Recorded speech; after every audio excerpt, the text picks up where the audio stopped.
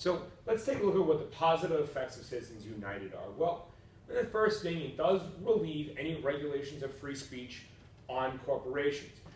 The regulation of free speech on corporations presumes corporations to have a negative purpose, presumes them to want to manipulate or control the marketplace or to control individual citizens.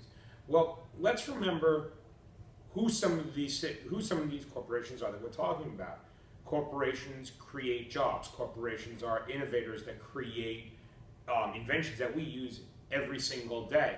Technology advancements over the past 20 years have amazed anybody who's lived through this time. Corporations play a valuable role in our society. The idea that they always have some nefarious purpose is, to be frank, oversimplified. The idea that wealth controls this country has always been a concern, going way back to the early days of the signing of the Constitution. We can note that the Founding Fathers were wealthy themselves, that there's always been a significant influence by the wealthy. But being wealthy doesn't necessitate that you're able to buy an election. In the election of 2012, Mitt Romney ran for the Republican Party. Mitt Romney was, by most stretch of the imagination, a moderate Republican with strong ties to business, and he was also very wealthy. Mitt Romney lost. Mitt Romney lost because he went up against other wealthy politicians. Barack Obama is, by no stretch of the imagination, poor either. So the idea that wealth translates into government action isn't always 100% true. Certainly, if I'm a wealthy person, I have more influence, I'm more likely to get a return phone call from a politician, but none of that has anything to do with the Citizens United case. That was the case before Citizens United, it was the case after the Citizens United. Aside from that, Citizens United allows for campaign contributions to be unlimited, and in that sense, challengers can get as much funding as an incumbent. Congressmen have a 90% re-election rate, largely because they're able to do favors for their constituency, largely because they're able to get campaign contributions because they've won already. So somebody who is contributing to their campaign for re-election does have a good chance of winning re-election.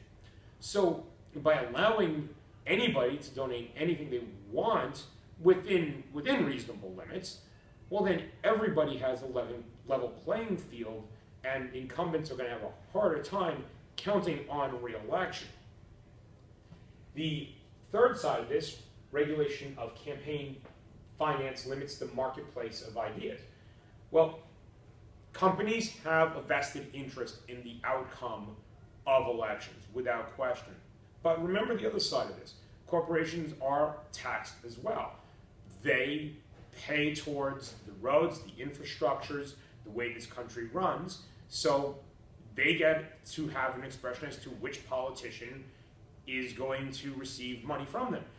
This is all being done above board. None of this is being slipped in a paper bag under a table somewhere, so it's up to the individual citizen to monitor them. All the information is available on the internet. You can find out who's donating to which candidate, and if there was a significant lack of voter apathy in the next election, if you were dissatisfied with any individual candidate taking that kind of money, well then you can exercise your rights and not vote for them. The problem isn't whether or not campaign finance is being monitored correctly. The problem is that you can find out exactly who pays which candidate what money, and most Americans don't make the effort to do so. So in this regard, just because the corporations are more active in politics than the average voter doesn't necessarily mean that the Supreme Court's decision is incorrect.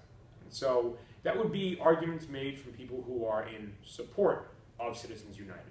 Additionally, the video that is run by this person does a great job of breaking down some of the legal ramifications of not recognizing corporations as a legal entity or a legal person. So please watch this video and take notes on it as well in terms of our debate prep.